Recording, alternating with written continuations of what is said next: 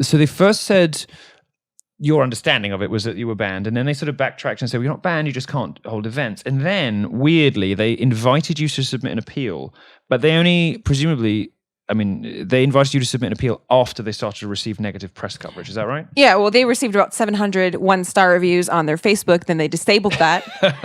And then people instead took to posting all over their Facebook wall. There was at least 1,000 angry messages from people awful. there. I know. Thoroughly disreputable, terrible behavior that we, of course, in no way endorse whatsoever. Nor did we endorse it when it happened to DePaul, who were never getting their rating back. They had so many thousands of people. And DePaul, obviously, being less tech savvy than UC Irvine, they don't even know how to disable the rating. I don't even know if they've noticed That's yet. unfortunate for them. But they've got 1.1 out of 5 stars on Facebook, and that ain't never coming back. That's it now.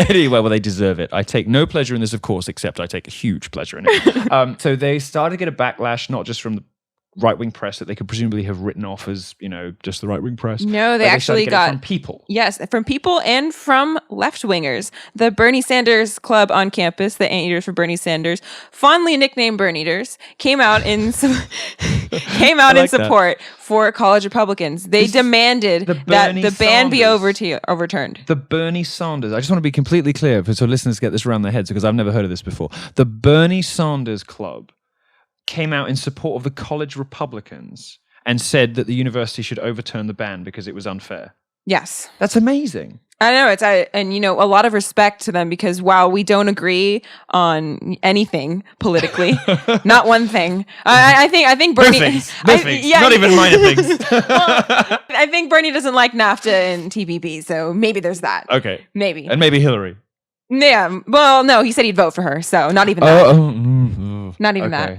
Oh dear. But anyway, free speech, however. Free speech is something we can agree on. Appears to be one of the things all credit to them. It's a very, very creditable thing that they did. It is. Very impressive. And they've continued to support you, haven't they? Yeah, we will be working together in the future. Amazing.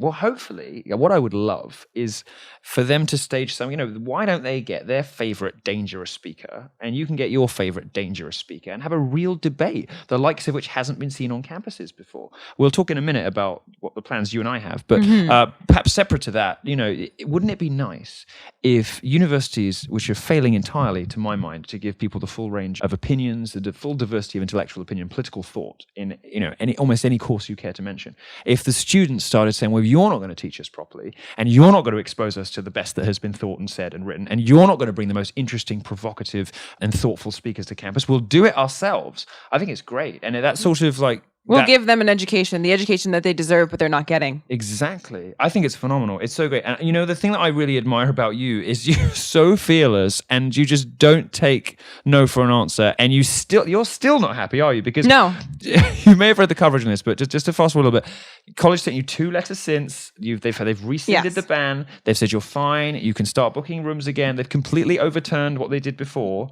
Why are you still not happy? Well, they think it's over with, but it's far from over. We want to make sure something like this never happens again. It happens all over college campuses, not only in California, not only in the UC system, but across the nation. And nobody does anything about it. They win a small battle here, they win something there, and that's the end of it. That's the end of the story. But we're not going to let it go. We're not going to let that happen. We are going to ask UC Regents to release a resolution that says no more discrimination based on political philosophy, not just for conservatives, not just for Bernie Sanders, but for everybody, for liberal, conservative, not just for campus organizations, but for that student who writes and argues a conservative point in their essay and gets an F on it.